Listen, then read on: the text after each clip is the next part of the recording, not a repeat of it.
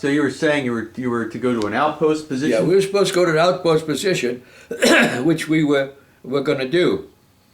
But but I didn't know that. But I'm sure the sergeant, maybe he told us, but that's where we're supposed to go. Then after we got there, as I remember, the command had changed, and we weren't supposed to be there, so we had to get out of there and come back and rejoin the outfit, and as they were going through right off the beach. Those days in advance before the actual D-Day happened, you were moved to the LST on you were moved from the tent city, and then you boarded an LST. We boarded the LST at Treball Beach. Treball Beach. Spell that. Do you remember how you spell Treball Beach? Trebah. Treball Beach. Yeah, and okay. It's located on a cove, and what I remember about it is we drove on down from the higher ground on the lower, and I can remember two LSTs side by side with like a pier in the middle, or a loading thing, so that we could walk on that pier and get in our ships.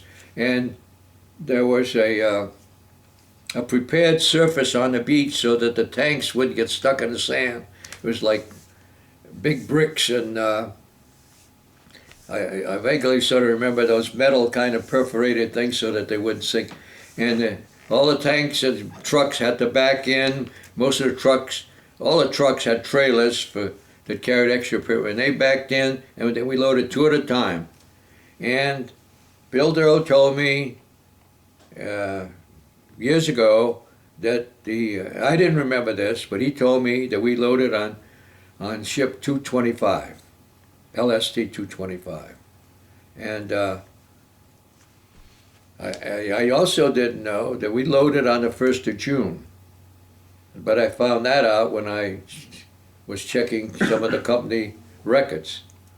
And so we were on the ship from the 1st of June till the 7th of June when we disembarked. What did you do during that time when you were on the ship? What do you recall happening? And we just talked, the guys played cards, and we just wasted time out deck and below and just hung around. It was just sort of a waiting period.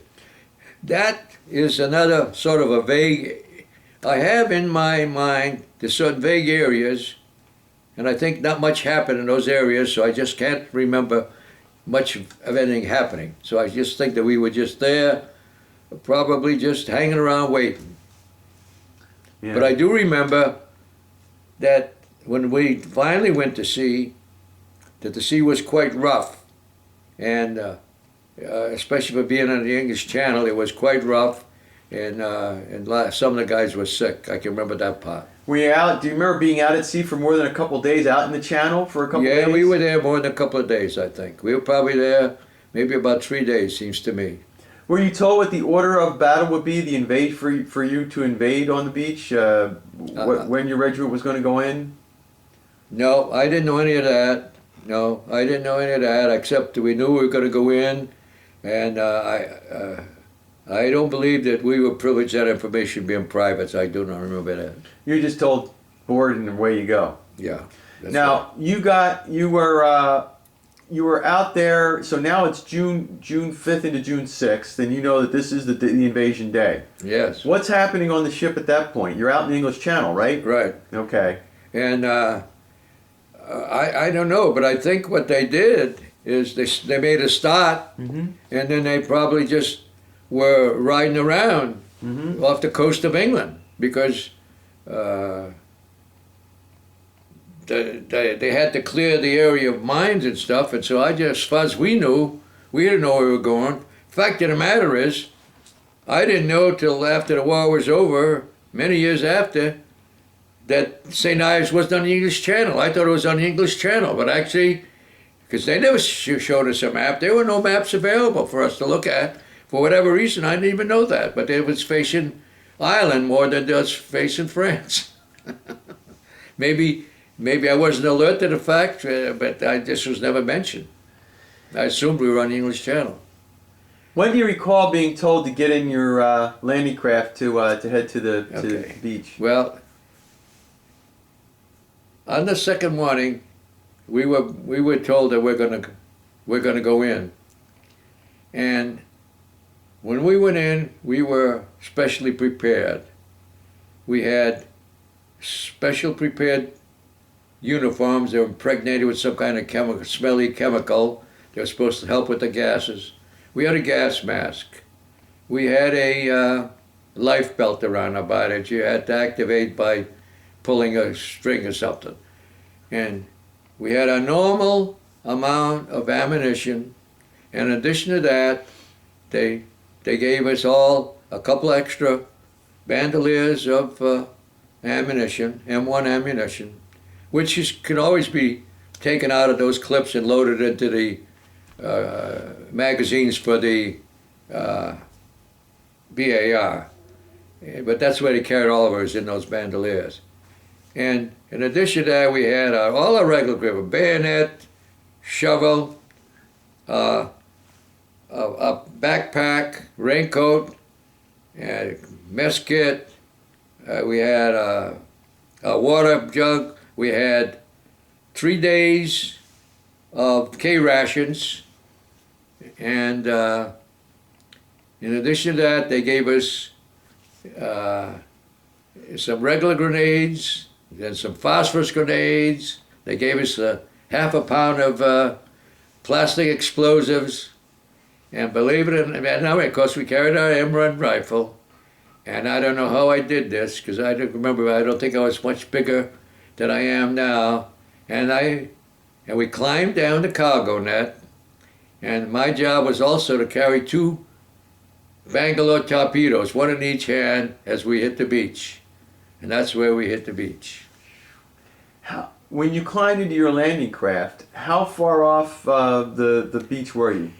It looked like it was a mile or two off the beach. You could see the coast from. Oh, you could see the coast. Yeah, we could hear the guns. We could see the guns. We could see the battleship firing and all that going on. We could see that. We could see the smoke on the beach. Yeah, we saw all of that. But we didn't go in till and then we went in. And to this day, I can't remember what the beach was, because it was supposed to go on one, but we didn't land on what we were supposed to. But whatever Bill Doyle says, that's the beach we went in on. I don't remember. On June 7th. Yeah. Now, so this would have been the day after. Day after. And can you tell us again why the holdup? Why you weren't? What did you learn later about why you didn't go in on June 6th? Well, I understand. We were the reserve regiment, and we would have gone in if they would have wanted us to. But I believe that, and I read this more than heard, is that actually General Bradley thought that the invasion was not a success, because in some areas the troops had not gotten off the beach even in the afternoon. Veerville had not been breached, and actually that was the worst place for casualties, right there in front of Veerville, and so some places they only had a few hundred yards or whatever. It's all the landing were there, and we were not sent in because they thought we weren't going to make it. And probably if Hitler would have been awake and not in command, we probably wouldn't have made it. But he was in command, and I think he made a bad move. Can you describe for us the beach that you remembered coming in on June 7th? What's it look like? Well, when we went in, you could see the vehicles that were destroyed. You could see the bodies on some of the beaches. There was not too much firing. There was a little firing, but there wasn't any firing like there was on D-Day, but you could hear the firing elsewhere. And we sort of went up and climbed the bluff and then went on inland. Do you remember where you went that first day?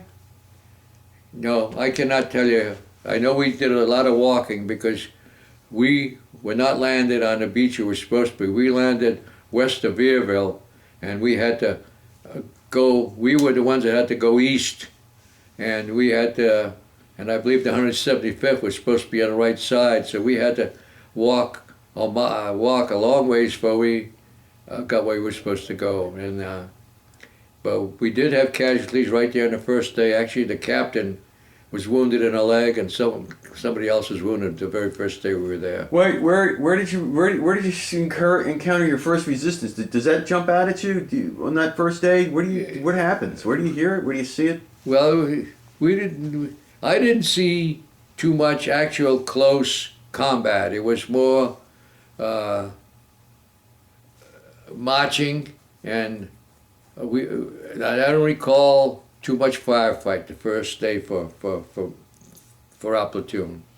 I don't remember that. You're thinking in your mind, though. You're aware. You're in enemy land right now, and you got to be wary of things, right? Oh yes, we were pretty alert. Yeah, I'm sure we were, and we were going forward in battle formation, which would either be, in column, not too close together, and of course we were going towards Le Camp, and yeah, so that we were going along that beach. I think it's first place you went to was Grucci, I think, but I didn't know the names of those places. You didn't know. I don't think that we were ever briefed as privates for sure, or if we were, it didn't stick with me whether we were going to Grucci or where we were taking Assini. All we would know was that we're taking that village or that town, and we could see the buildings, and we were just told we're going that way, and that's what we're taking, and your squad's going here or your squad's going there, and that's where we went. Where did you bed down the first night? Do you remember? We bed down.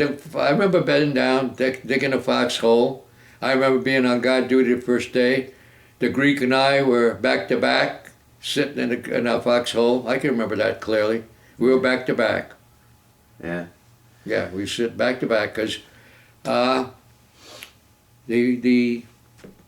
might wonder why back to back, because the front there was a mess. Nobody knew where he was. There was not a continuous line across, like troops all the way across.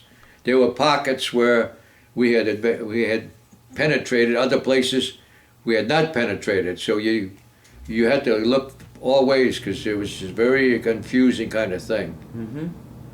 And as I remember, as we would go along, like the next day, we would run into paratroopers that were lost from their outfits, or other soldiers from other outfits, whether it be the 15 or 16, and they would join us because they were a small group, and they would join us and go with us till we would get to an area where you could hook up with their own outfits. So we would go together. You're continuing to move along the coast. Yes. What are you hearing about your orders? Where are you to be going? Do you know? No, I actually wasn't aware that the town we took was Iceni. I didn't know that at the time. What do you recall about the town looking like? What did it look like? It was somewhat damaged, and beyond that, I saw some bodies here and there, and broken equipment, but not more than that. I don't remember too much of that. Did you guys meet any resistance going into Iceni? I didn't. I don't remember too much resistance. But then when I say that, Bill Doyle would say, well, we did. So I don't know whether I expected more or what. I'm not sure, And for the purpose of this interview, just to clarify who Bill Doyle is, Bill was who in your role? He was the platoon guide for the 3rd Platoon. And in other words, he would be the one, or the tech sergeant who was in charge, would be giving us orders where we'd be. And I can't remember the name of my sergeant even anymore. I just don't. Now, I don't know why, but I just don't remember his name. In general, in those first few days in June when you're moving across, are you digging foxholes at night to stay in? Yes. Whenever we stopped, we would start digging. Yes, we did. And sometimes it would just be a small one, but I got in the habit of, because sometimes I would be upset when you'd start digging because you think you're going to be there, and then you get the orders that we're moving up another 100 yards, or you're assigned a different area, or you're relieving a different platoon, but it would just be a momentary, like, oh hell, we got to do it over again. Or sometimes you just would be partially dug and they would be lining you up someplace else. But it was always a good idea to be prepared. I think I was probably a pretty good soldier because I don't know anything about patriotism. I was a draftee, and my goal was to come back in one piece in this whole operation. The days subsequent to Isigny, where did you go? Where did they move? Well, C the company? next thing I remember is we're assigned, I believe the 1st Battalion is assigned to take a town that had some bridges in it. That we wanted to. We were not hooked up with the units like the 4th Division that were landed at Utah. There was a opening. There were no. I'm talking about east of Isigny. There was an area there was no man's land. Nobody was controlling that area, and that's where we were going. And we were assigned, I believe, to take this town where it had a couple of bridges on it across the Veer River. Okay. And I didn't know it at the time, but the one thing I remember, and it always baffled me, it was the only time we did it, and I don't know for what reason, is before we went into this battle, it's the only time I can remember where they made us take our backpacks and take them off and leave them in an open field against the hedgerow. So I guess that was because we were crossing the river, and that would have been extra weight if we had to, because we didn't have any more flotation devices, and we had to go over to sort of a swampy area to get across the Veer River. Okay. And so then when we went over there, and I can remember firing my rifle at Germans that I could see across there, and the 1st Battalion did not do very well. They captured this town, but then the Germans counterattacked, and they decimated and captured the B Company, pretty much, including the colonel and a lot of the officers. And it was at that point where I remember clearly General Coda kind of took things over and guided us back across like a railroad trestle, back across the Veer River and back. And I didn't realize at the time, because I didn't know until very recently. It just never occurred to me that there were any 29th Division men captured, but they captured a whole bunch there at this crossing operation. So they sent you forward on this crossing operation. What was the objective of the crossing operation? To take these bridges? Yeah, it was All to right. take the bridges and hold them so that more troops would come on Good over. link. And it wound up being that you were stuck out there. we were stuck for a little while. They captured a lot of the B Company, B and C Company and a few of the B Company and whatever. We came back across over the trestle, and we kind of it was like a retreat. We were told to get back over the other side, and General Coda was right there with us. I can remember being very close, like you and I here, practically. How is it that Coda comes up? He has quite a reputation. Tell us, tell me about it. Well, he had that reputation on the beach, trying to get the guys off the beach, because if you look at it afterwards, when the people were behind these, and what you see now is not what was there. There was no road there, the elevated road, and that seawall looks higher. It was a lot lower, Okay. and it was only like stones there. On Omaha Beach. On Omaha Beach, and they had those guns that were firing laterally. Mm-hmm. So that wasn't much protection for those guys, because they could get them from, especially that one gun that you must remember at Veer. Mm-hmm. Remember, not Veer, Veerville. Veerville. Remember right. that one gun that's Yep. right there? It's not going to the sea, it's going up the beach, and so those guys didn't have much protection, and so he had to get them off that beach because they were going to get killed there. And that's what was happening. And so that's where he got that credit. And then he did lead us over, and I will attest to that. I remember him with a cigar. He didn't look to me as big as Robert Mitchum, who played the story, but I can remember him very well. And we came back, and I guess the company reorganized, and then in the next day or so, we started towards St. Lo. I wonder if you could tell us a little bit about the hedgerows, your first encounter with going into the hedgerows. What did you expect and what was there? Well, I don't remember any comment about hedgerows when we were in England or in any training. Mm-hmm. We certainly didn't have any kind of training like that in Texas. It was just, there were no kind of fences, it was just flat, and sandy, Mm-hmm. slightly hilly. And then in England you had stone walls to separate.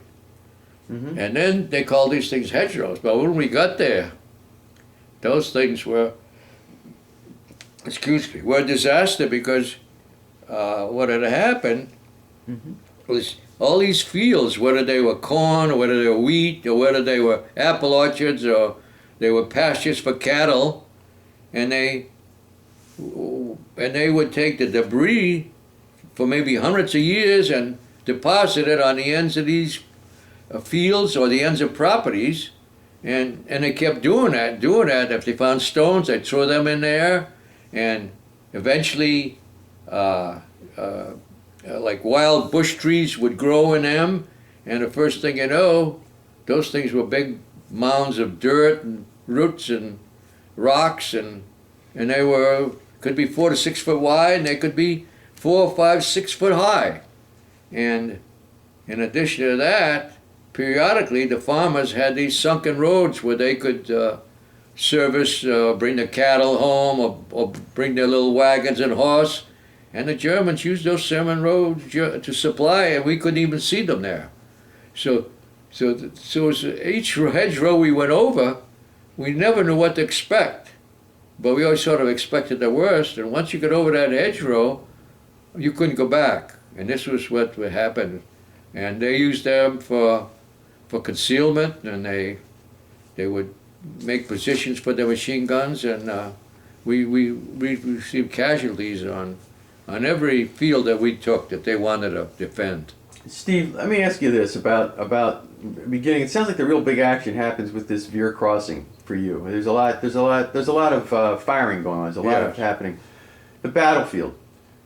What are the Germans firing at you? If you can talk about it, are they firing their guns? Are they firing mortars? Are you getting incoming rounds? What's it like? Well, what do you recall? I'll be truthful with you. We had fire coming at us, but it wasn't bad. I think we probably could have stayed and helped, but I think somebody decided, in my own mind, I'm thinking back, somebody decided it was better for us to get out of there, because they had, probably had some tanks and more equipment than we did, and decided since the second B Company got battered so badly, it was better for us to get out there and try to do this another day. Yeah. And this is sometimes what you did. If you went up against somebody and they're overpowering, your best bet is to back off a little bit, because you don't want them, getting you from the sides. You have to get back and make sure your lines are straight. And but I don't know whether, because the years have done it, but I don't sometimes feel as much about how much firepower was there or what. It just seems like it's, I don't know if the word is mellowed or what. I don't feel like. The fact that you've gone from training, did you feel like you were well trained by the time you got there? I thought I was. I felt that it never occurred to me that the Germans would ever capture me. That's the way my feeling was. I was surprised that they captured anybody. I didn't feel that they could ever capture me. I was pretty confident. I was not, I thought I was a good soldier. I really did. and well trained. I really did. Yeah. You knew how to react. You knew, Yeah, when I- you're coming under the situation, that's how it is. You realize you're in it, and And I could tell you that at some point, maybe it was by the time we got to Germany or someplace, you get the feelings like you almost, like, I don't know, like you have like a sixth sense that something's going to happen or something you should be watching out there because that's where they'll be doing it, or you're going to get fire from here or from there because you've done it so many times. Look out for that corner, that hedgerow, because that's probably where you're going to get it from because everybody has a routine, you know. you're moving along, and you guys come back from that Veer. You withdraw, you retreat from that, and you regroup. Yeah, I don't want to call it a retreat, but whatever. We pulled back. You had to pull back. You were in trouble. We pulled back. You were in trouble, and General Coda helped he get took us you over that out. bridge. Yes. And now, what do you recall in the subsequent days? That we're talking, and this is after June 10th, somewhere, June 11th. It was probably 11 to 12. There was probably they probably organized because B Company. Yeah. They probably brought in recruits. Yeah.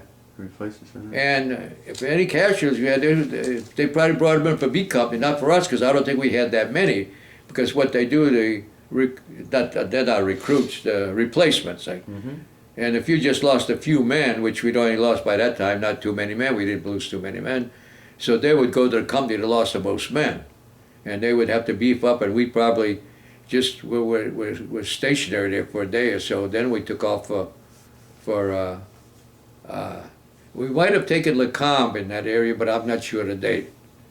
And that would be for somebody else to figure that out, because we did take LeCombe right around that time. And then I think we went towards St. Lo. And all this time, when you bed down at night, or when you've reached wherever you lie, you're digging a foxhole. Yeah. And when you dig foxholes, describe like the locations. Is it tight against a hedgerow? Is it outside? If it's a hedgerow day, we pretty much against a hedgerow. Yes.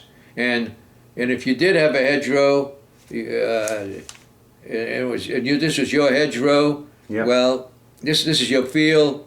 And then you put men across like that and a little bit down this way to make sure they didn't come around behind you. And that's where they deploy it. Did you feel you had to learn how to fight in the hedgerows? Did you have to learn what it was about? You know, after a day we know what to expect. We knew we were going to get fire. We knew you had to tell some people to fire a rifle. A lot of people wouldn't fire a rifle. In other words, I can remember having to tell when I was a sergeant, tell a guy, "You got to fire a rifle." He said, "But I don't see anything." He says, "It doesn't matter. Just there's a hedgerow over there. Fire at it. Where you hear the noise, you don't have to see anybody. If you hear the noise from over there, you fire over there." And a lot of people, they say, "Well, I don't see anybody," because a lot of times you didn't see anybody. Yeah. And they were concealed in a hedgerow, just sticking their heads out, there's not camouflage, but you'd have these bushes growing at it. You would be hard to spot them. I didn't know this, but the Germans used smokeless powder. Yeah. And we did not. Hard to see. That's right. So you had to go by where the noise was coming from. So you come upon a hedgerow. You guys you're moving around. You're not on the main roads. You'd like to be on the main roads, but they have that covered with fire, right? Yeah. Well, there wasn't many main roads like that. When we went up there with West, that probably was just a cow path then. That was a cow path back then, something right? like that. Yeah. It was a cow path. Yeah, or maybe a little farmer's, And what dirt road. Yeah, we're describing it's a dirt road as opposed to a paved road at that time. But you never go up once you're in combat. All right. You don't go in single file. You may go single file till you start to get fire, and then you fan out. And so you don't go in single file. You like if let's just say the hedgerow is, say the field is 100 yards wide, maybe covered by one squad. But if it's 200 yarder, there would probably be two squads in there, and you wouldn't even see the other squad. You might not even see them because they're in the next field on your left or right. And you got these hedgerows. You're coming up to them because the hedgerows are in the because It your was- objective is to go. You're going to St. Lo, You right? got to get the next. You got to get the next hedgerow. You got to get the next hedgerow. That's right. And the hedgerow, as we described, if you have a big square, you got that big Yeah. open field surrounded by the hedgerows and the Yeah. sunken roads behind them. Right. But you got to get to the other side of that field. Yeah. You want to get to the backside of that hedgerow before they got you. All right. How do you get there how do you get there and take them? What do you do? Describe what the tactics are to get there. Well, you go over the top, Okay? and they will generally let you get in a little bit. And as you go